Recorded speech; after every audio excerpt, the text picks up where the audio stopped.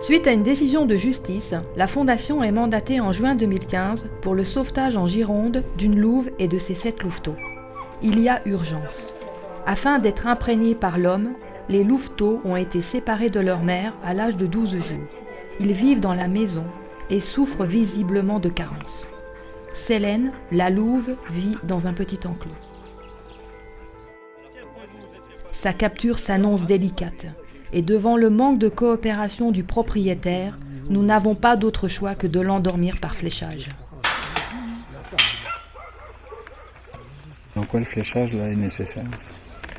C'est pour la capture de l'animal et puis pour pouvoir la transporter donc, jusqu'à dans le sabot, puisque d'après le propriétaire, il est susceptible de le faire sans anesthésie, mais refuse de coopérer. Donc du coup, nous ne connaissant pas l'animal, on n'a pas d'autre choix que de faire la téléanesthésie.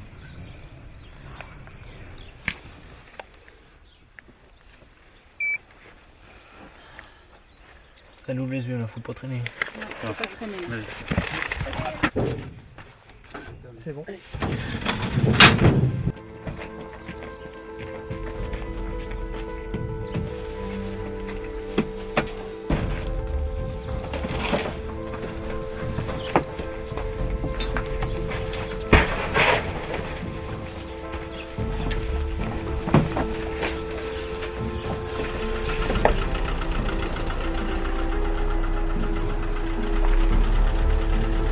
C'est au centre agréé de Coatfur en Bretagne que vont pouvoir commencer les soins et le long travail de reconstitution de cette meute de loups. Célène est une louve hybride de génération F1 et ses louveteaux de génération F2.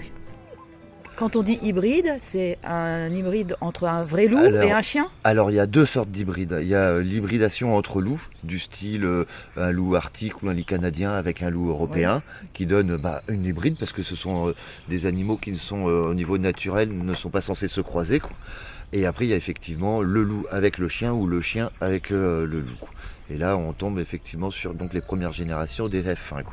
Et c'est là où tous les problèmes vont arriver sur ces prochaines années-là, de tous ces hybrides qui arrivent sur le commerce ou sur le marché, où c'est des particuliers qui récupèrent ça ou qui ont ça pour le plaisir et qui sont très très vite débordés par ces animaux-là. Donc la détention des hybrides F1 et F2 est interdite? Est interdite et soumise au même principe que le certificat de capacité. D'accord. Voilà. C'est quand même assez... j'espère que ça va arriver soigné, quoi. Oh oui. Là, ils sont quand même assez faciles. Oui. On va gratter un peu la peau, puis on va faire une prise de sang sur les 2 plus atteints. Quelques mois plus tard, les 7 louveteaux vont beaucoup mieux.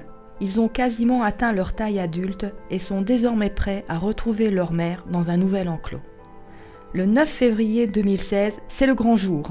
Les portes de l'enclos de 6000 m² s'ouvrent.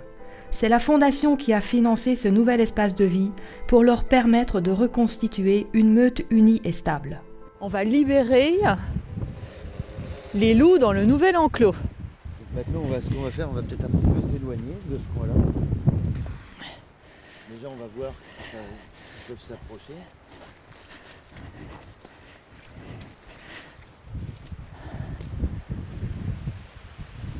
Mais là, on voit qu'il y a un petit peu de mouvement. Ça va se rapprocher tout doucement. Le truc, c'est qu'il faudrait qu'ils s'aperçoivent que qu'elle est ouverte, ouais. Samy qui va s'approcher. Alors, voilà. Samy s'approche.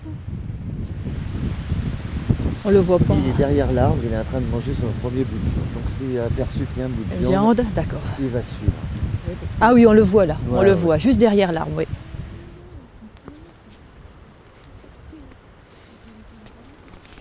Il est passé, ça y est, il est passé.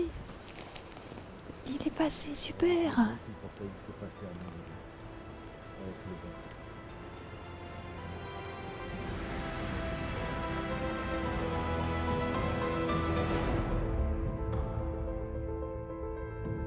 Quelques heures et beaucoup d'hésitations plus tard, les 7 louveteaux ont adopté leur nouveau territoire. Dans la nuit, leur mère, Célène, les a rejoints. Depuis ce jour, Grâce à la Fondation Brigitte Bardot, au centre de Coattefur et aux bénévoles, la meute reconstituée vit paisiblement.